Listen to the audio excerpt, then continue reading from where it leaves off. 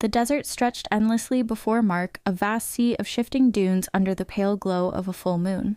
The air was still, save for the occasional whisper of the wind.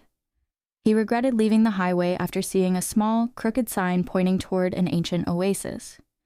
It had seemed like an adventure at first, something to break up the monotony of his road trip.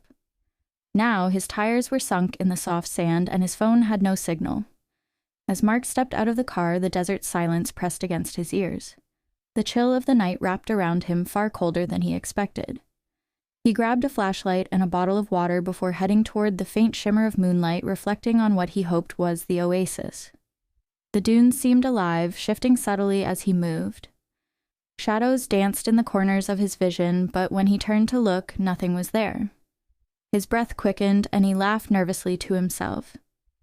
"Just my imagination," he muttered, but the desert eye whispered back. At first, it sounded like the wind, soft and almost melodic, but as he listened, the whispers grew clearer, forming words. "Turn back."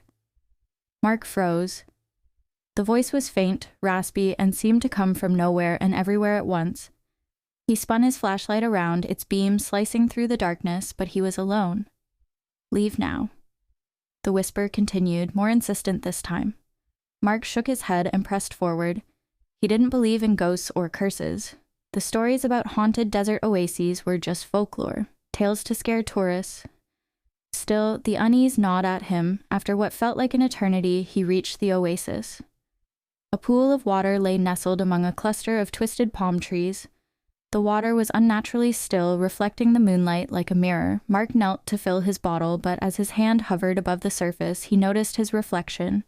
It wasn't moving in sync with him. He pulled back, heart pounding. The reflection smirked, a cold, sinister grin that wasn't his own. Then it whispered, its voice echoing in his mind, "You shouldn't have come."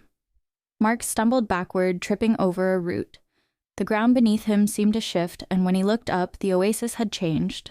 The palms were now gnarled and lifeless, their leaves withered and blackened. The pool was gone, replaced by a pit of dry, cracked earth. From its depths, a figure began to emerge. It was cloaked in shadow, its form indistinct but terrifying.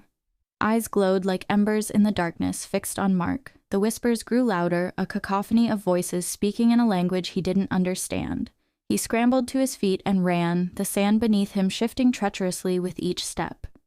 The whispers followed him, growing into shrieks that filled his head. The figure was behind him. He could feel it, though he didn't dare look back. His flashlight flickered and died, plunging him into complete darkness. In his panic, he tripped again and fell face first into the sand. As he lifted his head, he saw the highway in the distance, a faint line of asphalt under the moonlight. Relief flooded him, and he scrambled to his feet, sprinting toward salvation. But the desert had other plans. The sand beneath him began to sink, pulling him down like quicksand. He clawed at the ground, screaming, but his voice was drowned out by the whispers. The shadowy figure loomed over him, its eyes burning brighter.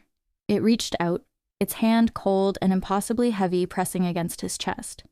"You belong to the sands now," it hissed. Mark's screams were swallowed by the desert as the sands closed over him. By morning, there was no trace of him, just the soft, shifting dunes and the endless silence. Somewhere miles away, a crooked sign appeared by the highway. It read, "Ancient Oasis, 5 miles ahead."